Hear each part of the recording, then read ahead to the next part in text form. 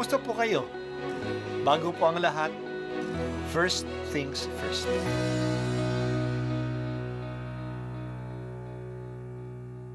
Good morning po. Sinisimulan po natin ngayon ang first things first. At dito po, tinatalakay natin sa unang bahagi ng umaga natin ay ang first readings na binabasa po sa banal na misa. Ito pong tinatalakay natin kasi madalas po marami na tayong alam tungkol sa gospel readings. Pero konti po ang nagsasalita sa first readings.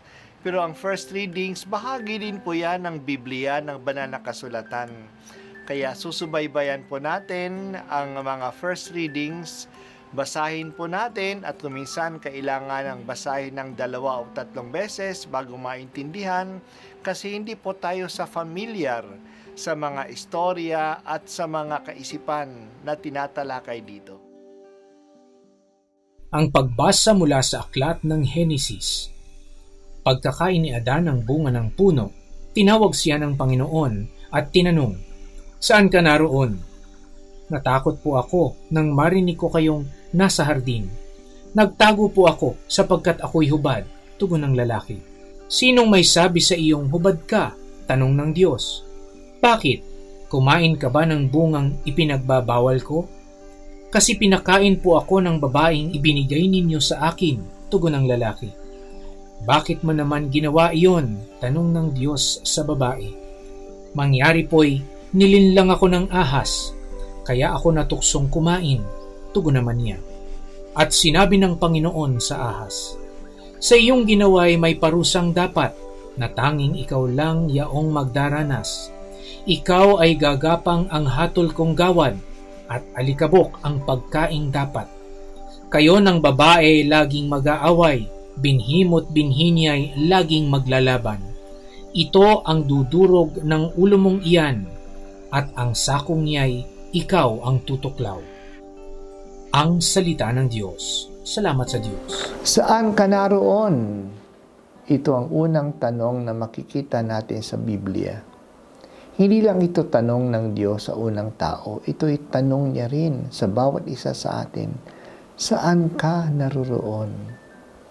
Ano kaya ang sagot natin sa tanong na ito?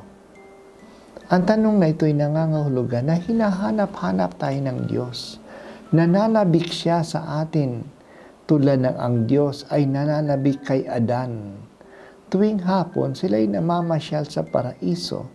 Ngunit noong hapong iyon, wala si Adan. Wala siya kasi siya'y nagtatago. Nagtatago siya kasi nahihiya siya sa Diyos. Nahihiya siya sa Diyos kasi sumuway siya sa Kanya. Nagtatago ang tao sa mga puno, sa mga bagay na ginawa ng Diyos. Madalas tayo din ay nagtatago sa Diyos. At lumalayo tayo sa Kanya kasi nandoon tayo sa video games. Nandoon tayo kasama ng barkada. Nandoon tayo sa trabaho. Creatures can hide us from the Creator. Noong nabisto na ang pagkakasala, nagsimula na ang sisihan. Sinisi ni Adan si Eva. Sinisi ni Eva ang ahas. Dumating din ang parusa. Parusa sa ahas.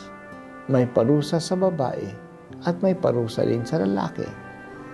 Narinig natin sa ating pagbasa ngayon ang parusa sa ahas. Gagapang siya sa alabok ng buong buhay niya at mag-aaway ang binhi niya at ang binhi ng babae.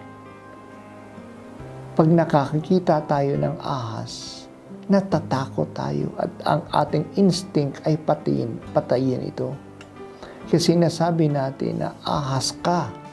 Tinutukoy natin na traitor ka. Hindi ka maasahan, masama ka.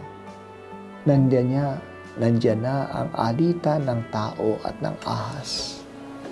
Pero mas may malalim na kahulugan ang chapter 3 verse 15 ng Genesis. Mag-aaway ang binhi ng ahas at ang binhi ng babae. Ang binhi ng babae na tinutukoy dito ay si Jesus, na galing sa babae. Ang binhi ng ahas ay ang kasamaan. Tutuklawin ng binhi ng ahas ang sakwang ng binhi ng babae. Sasaktan si Jesus ng kasamaan, pero dudurugin naman ni Jesus ang ulo ng ahas. Tatalunin niya ang kasamaan at kamatayan. Ito'y nangyari sa Biyernes Santo. Pinahirapan at pinatay si Jesus. Ngunit sa ikatlong araw, muling nabuhay siya. Wala nang kapangyarihan ang kasamaan sa bagong buhay ni Jesus. Ang chapter 3, verse 15 ng Genesis ay tinatawag na proto-evangelium. Ang unang pagpapahayag na magandang balita at natupad ito kay Jesus. Oo, dumating ang kasamaan dahil sa kasalanan. Dumating ang kamatayan, pero ang kasamaang ito ay naging dahilan ng pagpapadala sa atin ng dakilang manliligtas. Kaya tinatawag ng ang pagkakasala ni Adan sa ni Eva na, "Oh, happy fault that brought about such a Savior." Ang Diyos ay dumating at naging tao upang iligtas tayo sa kasamaan. Hindi mananalo ang kasalanan. Ang kamatayan ay hindi ang huling salita. Hindi ito ang katapusan ng buhay natin.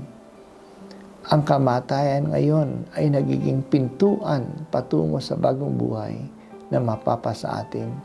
Isang makabagong buhay na hindi mamamatay. Masayang buhay na kasama ang Diyos. O Diyos na makapangyarihan, ginagamit mo ang lahat upang ipakita ang iyong pagmamahal sa amin. Pati na ang aming pagkakasala ay nagiging paraan upang maipakita mo kung gaano mo kami kamahal. Salamat o Diyos sa iyong dakilang pag-ibig.